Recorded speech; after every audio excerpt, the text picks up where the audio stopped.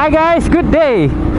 So today I'm in sunny Kuala Lumpur and I'm going to talk to you a bit about my 2013 Ducati Monster 795 and why it is not a great bike if you want to use it for daily commutes. When you think about motorcycles, you look at MotoGP, you're influenced by SBK and all the other racing series out there, and you think about the R1s, you think about the Panigales, but of course those bikes are not practical for daily commutes. They have their own strengths, which is to go fast, which is to ride in the hills, but not for town riding. So that's why you get naked bikes. Naked bikes are traditionally sports bikes without the fairings, and you also do away with the clip-on bars, so therefore you get a more upright seating position, you're more comfortable on it, and it provides better usability in terms of town use. But that is not the case for this bike. I'll tell you why. But anyways, before I get into that, I want to talk about the Ducati Monster. 25 or 27 years ago, Ducati was on the brink of financial crisis, and Ducati came out with a parts bin special, which they call it the Ducati Monster, in order to save the business. Everybody wants a Ducati, but they do away from the dream because, you know, you want a bike that is practical. You want a bike that is easy to live with. Most of the time, you can only have one bike. So back then, what option you have are the Yamahas or the Suzukis or the Hondas. So those are the bikes that you go for if you want to use it for daily commutes. But when Ducati introduced the Ducati Monster, you know, they've done away with the fairings. As an avid enthusiast of motorcycles, you think about it, hey, that is my chance to own a Ducati finally, full of pedigree, full of history. You think about it, well, that is the perfect sense. You can now finally buy a Ducati, you can take it to work, you can do commutes. That is the perfect solution for everything. However, in this video, I'm going to tell you why it's not as perfect as it seems. Let's see if this bike belongs in the roads that goes in between those skyscrapers. Is it suitable for a city commute? When I talk about Ducati Monster, I'm not talking about all of them. I'm going to focus on mine, which is a 2013 Ducati Monster 795. It's best related to the Ducati Monster 696 and the 1100 and the 796 as well. So the other Ducati Monster, like the 900, the older ones, as for the latest one, is a bit different in comparison. First of all, you're presented with a problem with the side mirrors.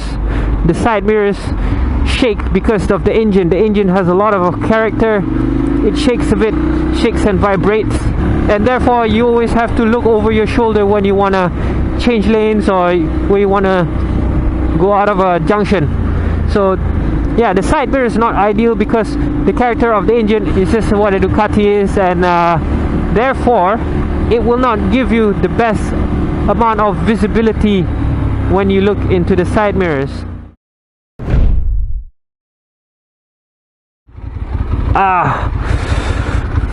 Okay, so this is another problem with the Ducati. The turning circle is pretty terrible, so to go from here to there is kind of tough. You can kind of make it here, but yeah,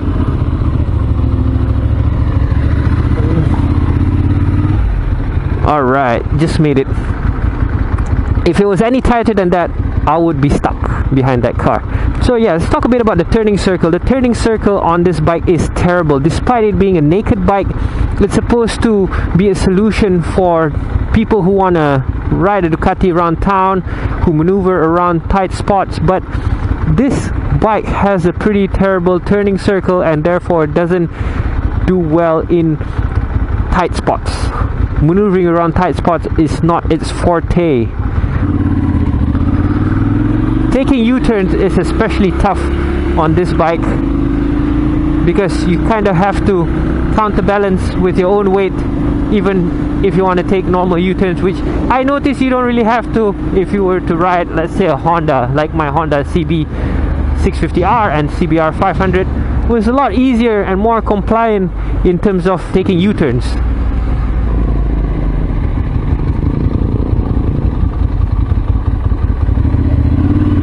Yeah, doesn't do U-turns very well. Big turning circle and you kind of have to hold it in place. You have to get used to it basically. First few times I did U-turns on this bike, felt like it was gonna tip over. So it's something that you need to take into account. Definitely can't do tight U-turns on this bike. So maneuverability is not its strength.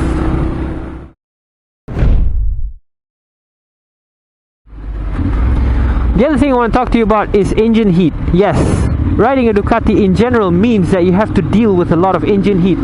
There is a manifold that comes right under the seat into your thighs, and that manifold is hot. Ah, that guy just ran a red light. How I wish there's a policeman just in front over there to stop these people from doing that. So yeah, like right now I'm at a traffic stop. There's a lot of heat heating up my nether regions, roasting my leg, and it's quite uncomfortable, especially in sunny, hot Malaysia. Those of you who ride in cold countries probably prefer the heat, a bit more comforting, but not for me, not in Malaysia at least. So yeah, the heat is something that you have to bear with if you ride a Ducati Monster around town. Woo, let's air out that heat from underneath the seat. My butt is roasting.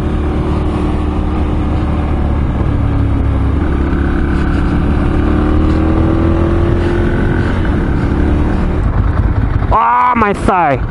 It's hot.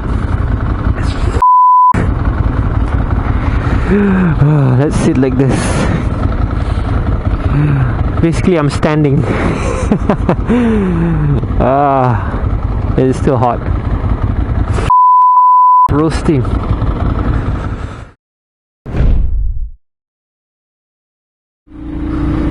You know, you always hear excuses of people saying that you can't ride this bike slow. For this bike, that's actually true. It has a sweet spot of rev range that it likes to be in. Therefore, you have to be in the sweet spot in order to maintain its vibrations, that it doesn't, you know, shake your bones apart and whatnot. Well, one thing is that it's slim enough to go through the gaps, I think. Not this one though. Alright, give me space. The handlebar is a bit too wide for that gap. Ooh, that's a nice Porsche Taycan. Let's not scratch this car. Oh, it's a bit tight. It doesn't like being under 20 km/h on first gear. You have to, you see, I'm on roughly 15 km/h right now. If I just release the throttle, it just vibrates and shakes. That makes you know, focus a little bit harder when you want to ride this bike.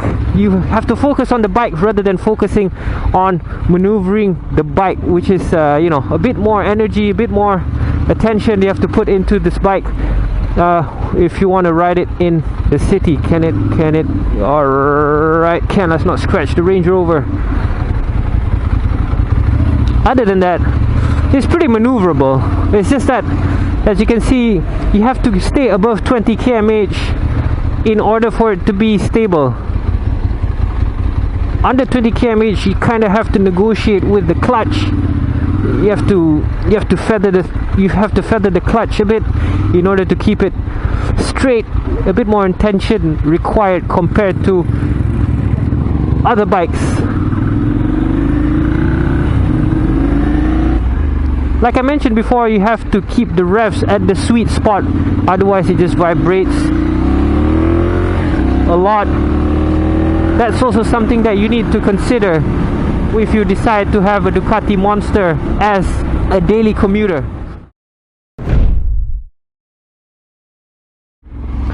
So the other thing I wanted to say why the Ducati Monster is not ideal for daily commutes is the cost of maintenance.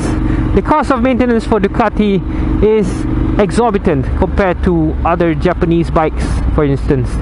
So for this model, this is an older model, they're a lot better now. It's a lot cheaper owning other Japanese bikes compared to owning a Ducati Monster in terms of maintenance cost.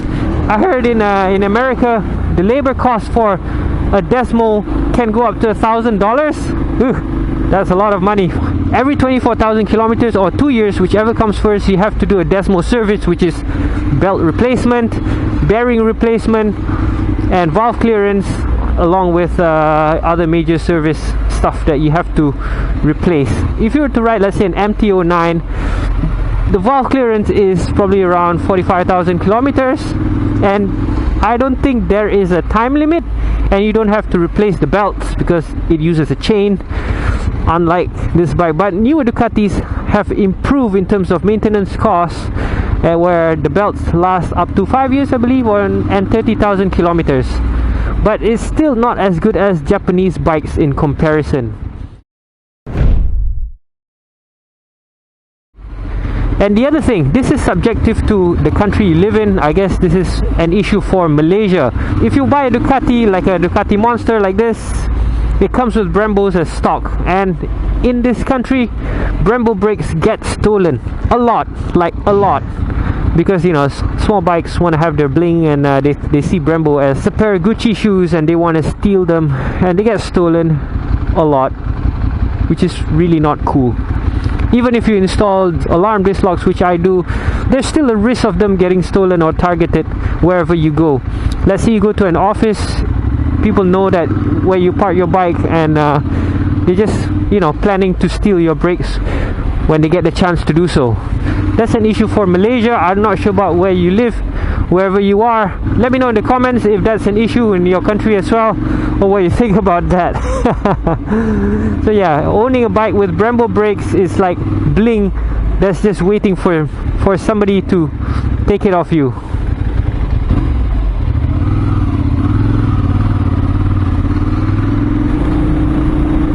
One of the reasons I like the Honda CB650R as a daily bike is that it comes with a pair of 4-pot radial brakes, but they are Nissin, they are not Brembos, so it's not gonna be eye-catching to thieves out there. Hopefully it doesn't draw attention as much as a pair of Brembos draw attention to them.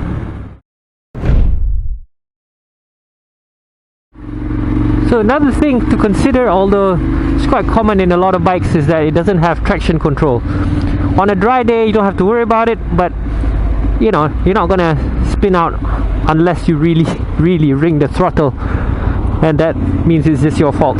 But where I live in Malaysia, it rains a lot, and on those rainy days you need to be really careful on the throttle, especially on this Ducati Monster, because it has plenty of low end torque, and there's a lot of white lines that you have to watch out for that gets really slippery when the roads are wet. There's a few times where I have unintentionally power slid out of a corner, which is quite scary. Those are the things to consider when you are riding a bike that has no traction control and has plenty of low end torque.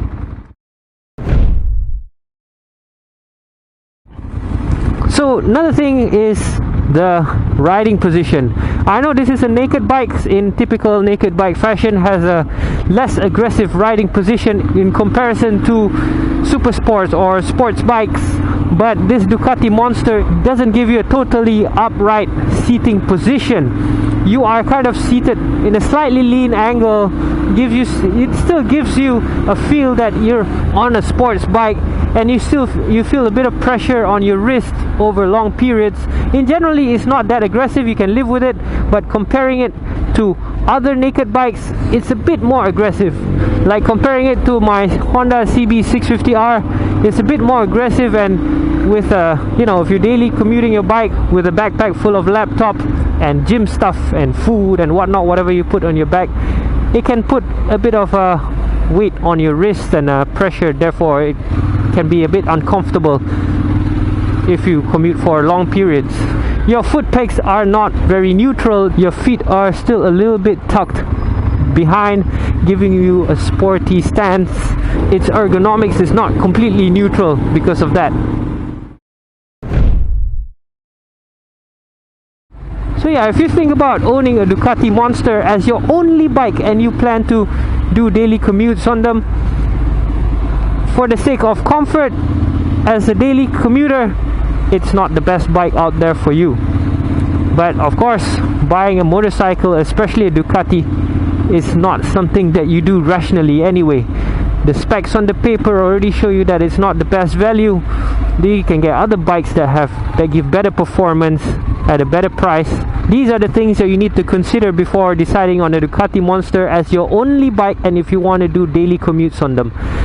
But if you're like me, I've owned this bike for, I don't know, 6-7 years, and it's still the longest bike I've ever owned. It's still here, so that must mean something, right? I still take it to work, I still use it for commutes, but I have a second bike for that. That could be something for you to consider. It's a nice bike to have, but it's not a perfect daily commuter. Definitely a lot of things to consider, like I mentioned before. Okay guys, hope that video is useful for you. Hope you had fun. If you have any questions or comments, please write them in the comment section below.